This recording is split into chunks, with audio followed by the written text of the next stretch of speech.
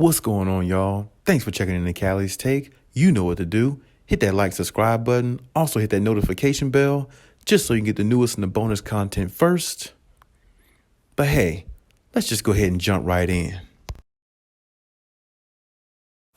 There's reports that the Clippers have interest in a player from the Utah Jazz, which I think is very highly unlikely they might be able to land this player or pull this off. It depends on a lot of things, depending on how, the team fares in the playoffs, depending on, how they lose, I guess, in the playoffs, or, whatever the case may be, simply because, the Utah Jazz have had the last 2 or 3 seasons where, I think they were the number 1 seed, and then, they didn't do as good this year as expected, but their roster put together on paper is pretty decent. And I think it would be highly unlikely for them to, get this point guard from the Utah Jazz. And the point guard I'm talking about is Mike Conley.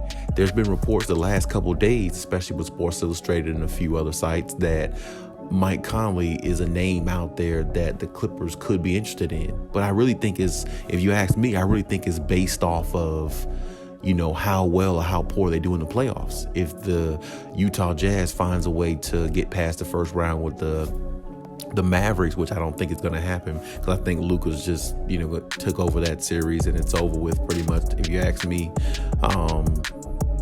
It might be a situation where the Utah Jazz might blow that team up, because it's been 3-4 seasons specifically where, they had an opportunity to, do some good things in the playoffs, and they've come up short. They didn't make it past the second round. And based upon the team that they have on paper, they were projected to make more noise than getting past just the first or second round. You know what I'm saying? And even though I don't think their team is really that good, I'm not a Utah Jazz fan, never have been, and never ever will be. But they do got some good pieces on there. I like Jordan Clarkson. Of course, Donovan Mitchell is the star player. Mike Conley is good. Bogdanovich is good. Even Rudy Gobert, a lot of people think he's good, which I'm not a fan of his either.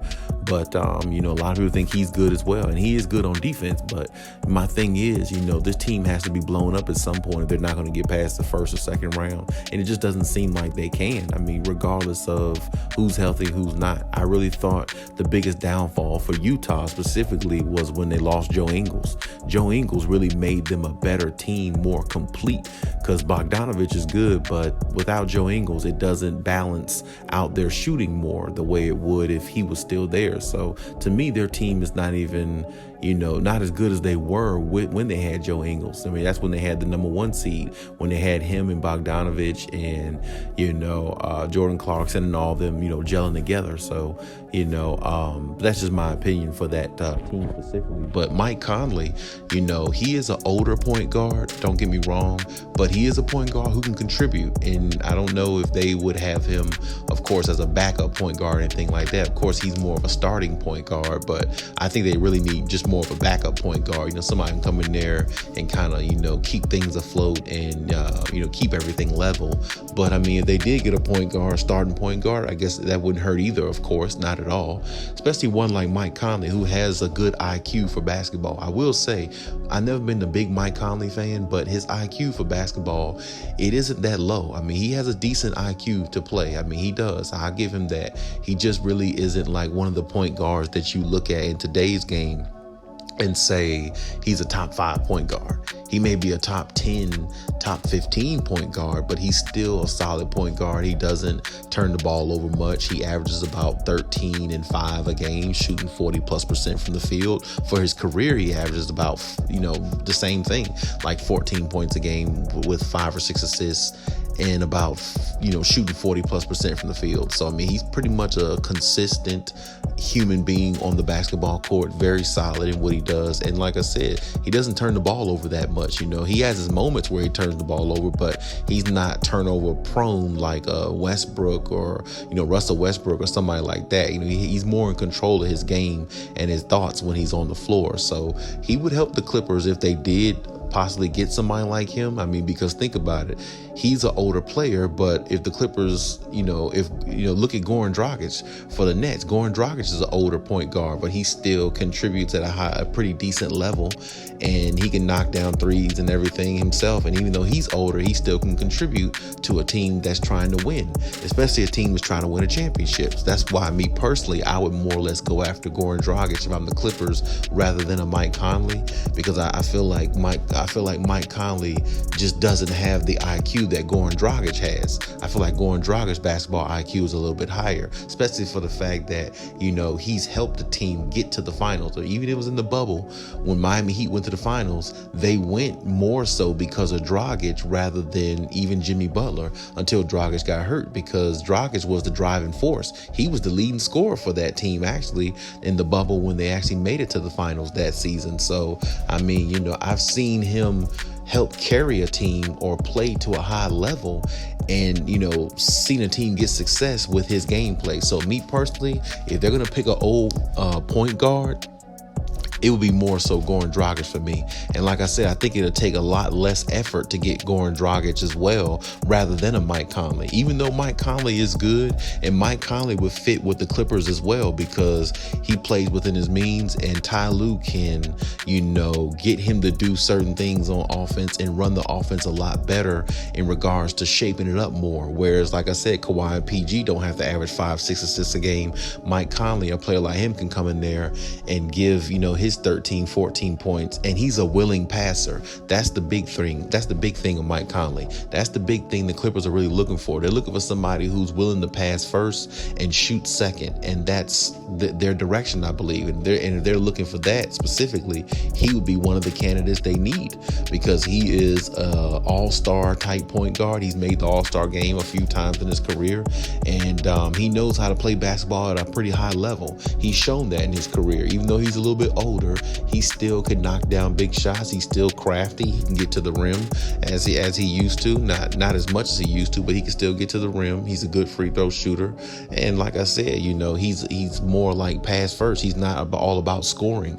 And that's what the Clippers would like to have, a point guard with his IQ or better, and not all about scoring, who's about to go in there and play the game the right way, and get everybody in their spots and get everybody high percentage shots. And that's exactly what they need. And actually, to me, if they get a point guard like him or Goran Dragic, whoever is not really thinking score first and want to pass first, it might actually help players like Marcus Morris, because Marcus Morris, if they hypothetically keep him, the reason why he's so inconsistent, because I feel like if the Clippers had a point guard to actually find him in the corners or the elbow, where he can get more wide open shots and don't have to take people off the dribble sometime, or back people down the paint and try to do a turnaround fadeaway, when he's in trouble or anything like that with offense, I feel like that'll help him a lot more. It'll help players like him be more consistent if the Clippers have a point guard. I feel like that can actually help some of their weak areas if they have a point guard to anchor the offense